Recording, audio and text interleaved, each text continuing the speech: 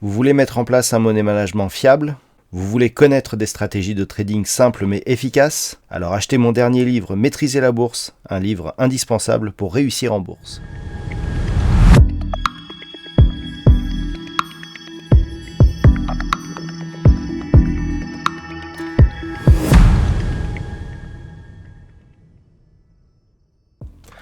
Bonjour à tous et bienvenue sur boursicoté.com pour cette nouvelle analyse technique du CAC 40 en clôture. Et donc en cette fin de semaine, on limite un petit peu la casse par rapport à la baisse qui a été consentie depuis vendredi dernier. Alors on a ouvert sur une note plutôt baissière avec cette zone des 6608 points qui semblait vouloir s'imposer comme zone de résistance.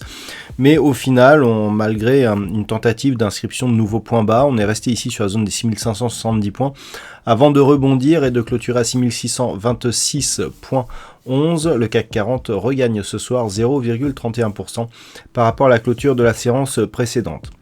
On est sur une phase de stabilisation, comme je vous l'ai indiqué ce matin. Pour avoir une configuration de rebond, il aurait fallu à minima venir casser ici la zone des 6670 points. Ce n'est pas du tout le cas aujourd'hui, et malgré donc une tentative de rebond, on reste ici sur une note assez négative pour cette semaine. Du point de vue des indicateurs techniques, on reste donc dans une dynamique baissière avec ici des histogrammes du MACD qui continuent à évoluer d'une manière fortement négative. Un RSI qui se situe toujours sur sa trajectoire de sortie de sa zone de surachat. Les volumes sont légèrement supérieurs à la moyenne, mais en tout cas inférieurs à ce qu'ils étaient hier. Donc ceci nous indique que les indicateurs vont plutôt vers une poursuite du mouvement baissier. On a toujours une conviction qui est plus forte ici sur les bougies baissières que ce qu'elle n'est sur la bougie de rebond que nous avons aujourd'hui. Malgré tout, nous avons deux ombres basses assez similaires sur la séance du jour et la séance précédente. Donc ce rebond fait notamment suite à des déclarations d'un des membres de la Fed, Robert Kaplan, qui a un petit peu modéré son discours par rapport à une évolution possible du variant Delta du coronavirus quant à la baisse des achats d'actifs qui avait été évoqué cette semaine et qui avait en partie accentué le mouvement baissier qui était déjà entamé en début de semaine. Alors avant d'aller plus loin, je vous propose une vue sur le CAC 40 en hebdomadaire. Nous sommes en fin de semaine. Alors assez intéressant, assez intéressante cette configuration. Nous avons ici, nous avions la semaine dernière une sortie de la zone des Bollinger avec donc dépassement de la Bollinger supérieure en clôture. On revient ici. J'avais évoqué aussi cette configuration technique où nous avions des contacts ici sur la bande de Bollinger supérieure alors que la moyenne mobile 20 exponentielle se trouvait sous la moyenne mobile 20 arithmétique. Je vous disais que cette configuration nous donnait souvent des retours assez rapides en direction des moyennes mobiles. Alors on n'est pas encore sur les moyennes mobiles, mais vous voyez que le retour ici a eu lieu. Et ce qui est, je dirais, ce qui est plutôt gênant sur cette vue, c'est que l'on casse, et même en clôture, la zone des 6670 points. On le voit aussi sur la vue daily, mais c'est très visible sur cette vue. Cette résistance ici qui avait été le théâtre d'un point haut significatif dans le courant du mois de juin, qui avait été cassé ici il y a 2 semaines, il ne s'impose pas comme niveau de support et ça affaiblit un petit peu la dynamique que nous avons. Toutefois, nous sommes au-dessus des moyennes mobiles, après un contact sur les bandes de Bollinger, donc d'un point de vue moyen terme, on reste malgré tout sur une dynamique plutôt haussière. Du point de vue des indicateurs techniques, nous étions sur un rebond ici du point de vue des histogrammes du MACD. On repart à la baisse suite à cette semaine.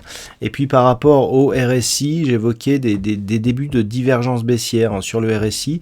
Alors c'est encore le cas, on a des divergences baissières sur le RSI et en plus, là on a un signal assez intéressant, c'est un signal de sortie de la zone de surachat assez dynamique qui pourrait nous donner sur le moyen terme aussi un signal de consolidation plus puissant. Ce n'est pas encore le cas aujourd'hui, on n'est pas encore sur un signal de consolidation, mais attention, des histogrammes du MACD déjà baissier et une structure baissière ici au niveau du RSI.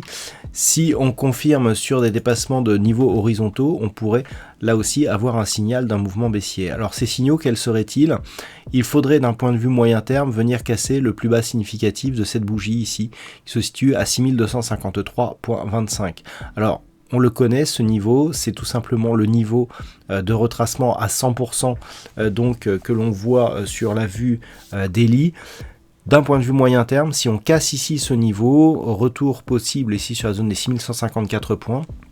Mais c'est le point bas significatif que nous avons entre deux points hauts significatifs. Et donc, si on prend ici ces deux points hauts et que l'on casse le point bas intermédiaire, on a une rupture de la loi de dos et on repasse dans une dynamique qui, au mieux, se neutralise, mais au pire qui devient baissière. Donc, ce niveau ici serait à surveiller dans le cadre d'un prolongement ici du mouvement baissier. Pour repartir à la hausse, pour rester dans un mouvement haussier, il faudrait juste rester ici au-dessus des moyennes mobiles, donc idéalement ici au-dessus de cette zone des 6522 points, repartir à la hausse, repasser au-dessus des 6170 points. Si on reste ici au-dessus de ces niveaux, la dynamique reste haussière d'un point de vue moyen terme et on peut espérer ici l'inscription de nouveaux plus hauts significatifs et une poursuite du mouvement en direction des 7000 points. Par contre, si on casse cette zone-là des 6522, certes on n'aura pas un retournement de la dynamique moyen terme, mais au moins une neutralisation de cette tendance. Voilà donc ce que l'on peut dire d'un point de vue technique sur cette vue hebdomadaire. Alors si maintenant on revient à la vue daily, quels sont les points à surveiller pour lundi? Donc cette zone de retracement que je vous indiquais, elle est ici, c'est celle que nous voyons tout à l'heure sur la vue hebdomadaire. Alors d'un point de vue daily, on a ici une impulsion consolidée donc avec dépassement du 23,6, dépassement du 38,2. Ces deux niveaux sont ici devenus résistance et on a ici une attaque de la zone 50-61,8. Tant que l'on reste sur ces configurations, on a une dynamique qui reste haussière mais qui est atténuée ici, voire même affaiblie par cette phase de consolidation.